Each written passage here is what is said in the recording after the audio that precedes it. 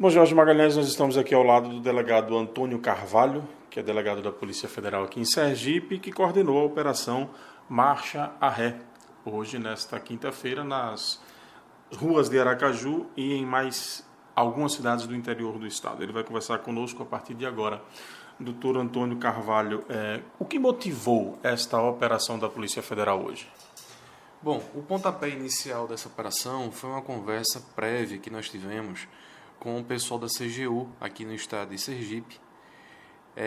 Assim que nós chegamos aqui, nós vislumbramos a possibilidade de realizar um trabalho em relação à questão do transporte escolar e, para nossa surpresa, eles também estavam com um trabalho em curso. Sentamos, acertamos os detalhes e aí veio essa operação policial.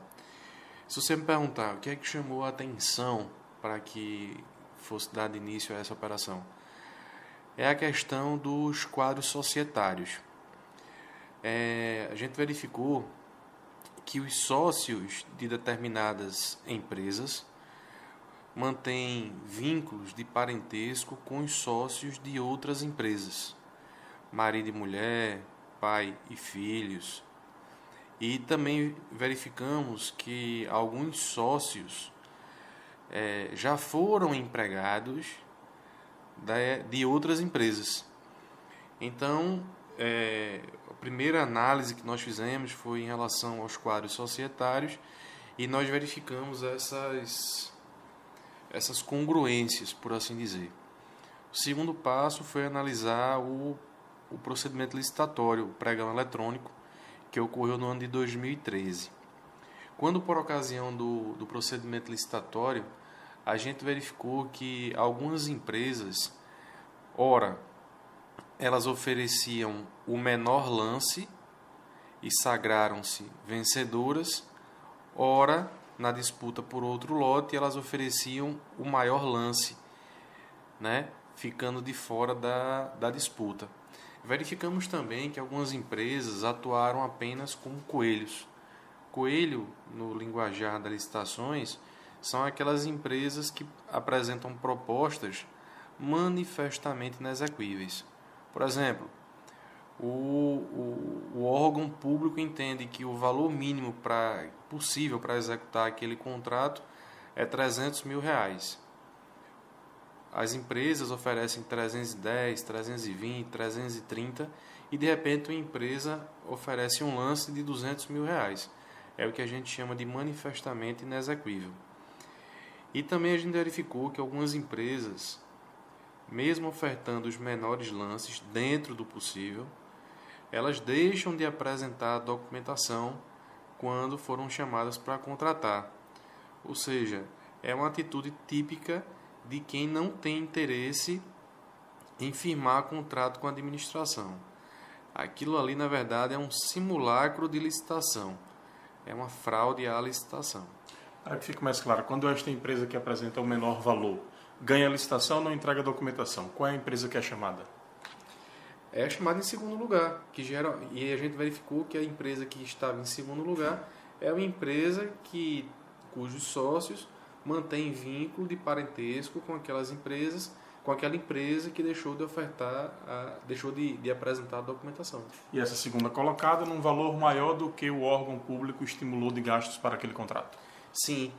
E a gente verificou também que, apesar do valor que constava no termo de referência, todos os lances foram vencidos com uma diferença de 11%. Isso no ambiente de competitividade, isso é praticamente impossível acontecer. A impressão que a gente tem é de que foi um jogo de cartas marcadas. Essas investigações, elas iniciam a partir de denúncias ou foi um procedimento normal da CGU? Bom, essa investigação teve início com a Controladoria Geral da União aqui no estado de Sergipe. Ela não teve início com denúncia de populares. Foi um trabalho de rotina da CGU e aí tivemos a oportunidade de trabalhar juntos. Quantas empresas estão envolvidas nessa investigação? Bom, o número de empresas investigadas é maior do que o número de empresas que firmaram um contrato com a Secretaria do Estado da Educação. Por quê? A gente verificou que algumas empresas, como eu disse anteriormente, elas atuaram apenas como coelhos. É óbvio que essas empresas não firmaram contratos com a administração. Então, hoje, o número de empresas investigadas é de 12. Dessas 12 empresas, qual é a desconfiança da Polícia Federal com relação a elas? A desconfiança que, durante o cumprimento das buscas, deixou de ser desconfiança, é que as empresas existem apenas ficticiamente. Encontramos nas sedes de determinadas empresas carimbos de outras empresas. Verificamos também que os sócios proprietários de determinadas empresas aparecem realizando saques em contas bancárias de outras empresas. E verificamos também que nas dependências dessas empresas foram encontradas propostas de licitações que ainda vão ocorrer com o timbre de outras empresas. Está configurado o cartel, então? O cartel, a gente está investigando o cartel em relação ao que ocorreu no ano de 2013. O que a gente pôde constatar com o cumprimento dos mandados é que algumas empresas elas são contumazes no ato de fraudar licitações. O nome dessas empresas e o nome dos empresários envolvidos podem ser revelados? Em breve serão revelados. Você pode me perguntar, e por que razão ainda não foram? A razão é simples. Encontramos diversas procurações que foram outorgadas pelos sócios de algumas empresas. Então, se eu citasse o nome de A ou de B, eu poderia estar praticando alguma leviandade, porque talvez essas pessoas não tenham se dado conta de onde se meteram. Para você ter ideia, em uma determinada empresa, a sócia sequer reside no nosso país, ela reside no exterior. Então, eu acho melhor não divulgar o nome das empresas e dos sócios por enquanto, para não praticar nenhuma leviandade. Quais serão os próximos passos com essas empresas e com esses empresários envolvidos, então? Bom, nós solicitamos ao Poder Judiciário algumas outras medidas cautelares. Vamos analisar a documentação que restou apreendida e somente depois disso é que a gente vai intimar os representantes dessas empresas para que eles exponham as suas versões a respeito do que nós estamos apurando. Há agentes públicos envolvidos nesta investigação? Veja bem, o que está se investigando aqui é um conluio entre particulares e servidores públicos. Do ponto de vista dos servidores públicos, é muito estranho a forma como se deu a elaboração do termo de referência. Erros, eu vou chamar de erros para não dizer outra coisa, que constam no termo de referência, fizeram com que a Secretaria da Educação acabasse por firmar contratos extremamente onerosos para o Estado. Na verdade, a desconfiança é que esses servidores agiram em conluio com empresários a fim de direcionar a licitação para esses empresários. Então, agora, de posse de toda a documentação que nós conseguimos apreender, a gente vai poder apontar as responsabilidades, ou seja, os responsáveis. Não houve prisões nessa primeira etapa, porque não houve e se pode haver a solicitação de prisões dos envolvidos? Veja bem, a prisão nessa etapa do inquérito seriam sempre prisões provisórias, preventivas ou então prisões temporárias. Só que, dado o tempo que já decorre, 2013, o tempo em que houve a prática do cartel, que houve a fraude às licitações, a gente entendeu que não é o momento adequado para representar por essas medidas. Porém, de acordo com o que nós encontramos nas sedes de algumas empresas, a gente está analisando a possibilidade de representar por algumas prisões, porque em alguns casos as situações eram flagranciais. E não houve prisões na data de hoje, dia 16, porque os sócios proprietários dessas empresas, não são todas, que fique bastante claro, não estavam no local das buscas quando a equipe da PF esteve lá. Se eles estivessem, poderiam ter sido presos? Sim, tem um caso bastante grave numa determinada empresa em que na impressora havia várias propostas impressas de outras empresas. É como se a pessoa tivesse saído ontem à noite do trabalho, tivesse dado ordem para o computador imprimir os documentos e deixou aquilo ali lá. E hoje, quando nós chegamos lá, ficamos surpresos com o fato daquelas propostas que estão endereçadas a órgãos públicos de licitações que vão ocorrer estarem ali. Cabe ao Tribunal de Contas do Estado a fiscalização dos contratos do Estado. O Tribunal de Contas é parceiro nessa investigação?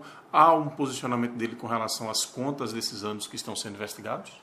Eu não tenho conhecimento se existe algum posicionamento do Tribunal de Contas. A parceria nessa investigação é a Polícia Federal e a Controladoria Geral da União. Ainda não foi avaliado como é que está a situação dessas contas no tribunal? Não. Que fique bem claro o seguinte.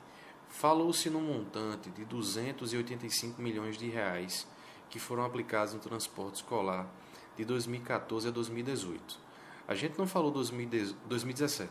A gente não falou 2018 ainda porque o ano ainda não acabou, tá? Mas assim, esses contratos, teoricamente, estariam vigendo até o ano de 2019. Então o valor pode ser muito maior.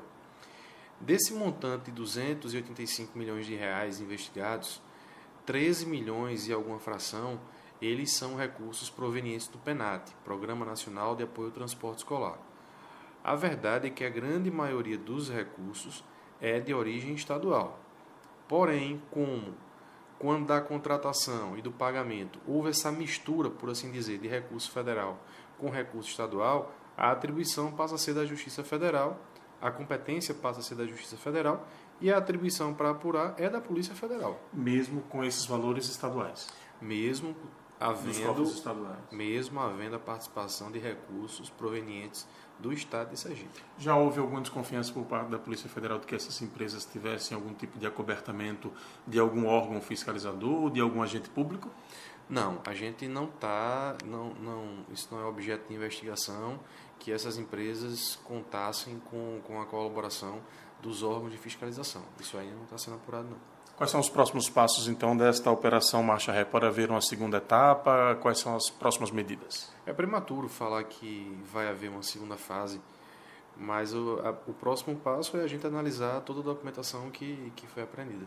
Uma atitude normal, assim, nas grandes investigações que aconteceram no Brasil é a questão da colaboração premiada, das delações. A Polícia Federal, nessa operação, pensa em propor algo aos empresários? Eu acho difícil haver alguma espécie de colaboração, porque, na verdade, os empresários eles não teriam a quem atribuir responsabilidade, né? A gente assim, tem um arcabouço investigativo assim, muito forte em relação aos empresários. E o que a gente está buscando agora é imputar responsabilidade aos servidores públicos. Do ponto de vista dos particulares, praticamente está tudo exaurido já. Com relação, para finalizar a nossa entrevista, com relação à participação da Polícia Federal nas eleições de 2018 aqui em Sergipe, como é que está o planejamento para esta ação? Isso aí eu não tenho detalhes porque eu não trabalho nessa parte de eleitoral. O mais adequado seria o senhor procurar o delegado responsável pela área de inquéritos eleitoral, aí ele poderia lhe dar maiores informações. Doutor Antônio Carvalho, mais algum detalhe a acrescentar? Fique à vontade e muito obrigado por receber a equipe da FAM-FM. Eu agradeço a oportunidade.